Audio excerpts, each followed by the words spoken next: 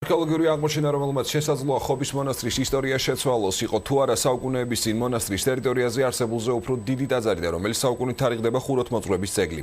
ტაძრის ტერიტორიაზე სპეციალისტებმა კედლის ნაშთებს მიაკვლიეს, როდიდან დაიწყებენ არქეოლოგები მუშაობას, ლევან ჩუგოშვილი არკვევდა. ხობის მონასტერში აღმოჩენილმა ამ კედელმა შესაძლოა მე-12-13 საუკუნის ძეგლის ისტორია რამდენიმე ასეული წლით შეცვალოს. არსებობდა თუ არა ამ ადგილას უფრო მასშტაბური ტაძარი და როდის დაიწყო მისი მშენებლობა. ადგილზე ამბობენ, რომ ამ კითხვებს პასუხები შესაძლოა ახალმა აღმოჩენამ გასცეს.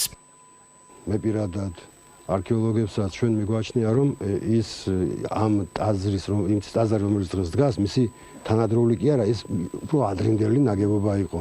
რაც აი ბოლოდროინდელმა აღმოჩენამ დაადასტურა ამ კედელმა. ფიქრობდნენ, რომ ამ ტაძრის ადგილას ადრე იდგა უფრო პატარა დარბაზული ტიპის ტაძარი და შემდეგ მოხდა მიშენებები.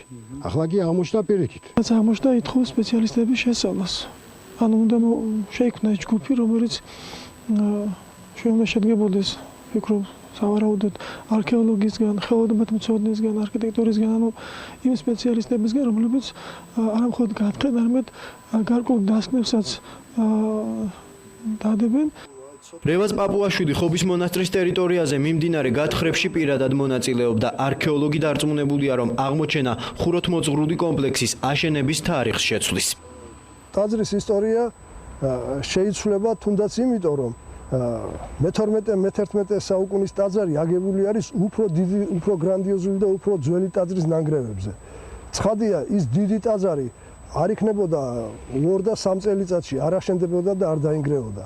მას თავისი გარკვეული ისტორია უნდა ქონოდა. მაგრამ თუ რამდენი უფრო ძველი არის, ეს სწორედ მომავალმა გათხრებმა უნდა დაადასტუროს. ვიდრე გათხრების შედეგად ტაძრის აშენების ზუსტ თარიღს დაადგენენ, კულტურული მემკვიდრეობის დაცვის ეროვნულმა სააგენტომ შესაბამისი ნებართვა უნდა გასცეს. სწორედ ამის შემდეგ დაიწყებენ არქეოლოგები ადგილზე მუშაობას.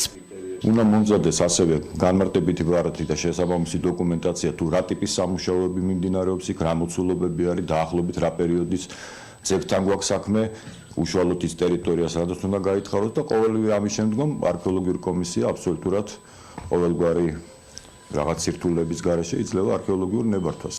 აღმოჩენები ხობის მონასტერში 2009 წლიდან დაიწყო. ადგილზე ორთავიანი არწივის გამოსახულებიანი გერბი და კოლხური ნამოსახლარები აღმოაჩინეს. ხობის მონასტერში ახალი არქეოლოგიური გათხრები კი ტაძრის აშენების ზუსტ თარიღს დაადგეს.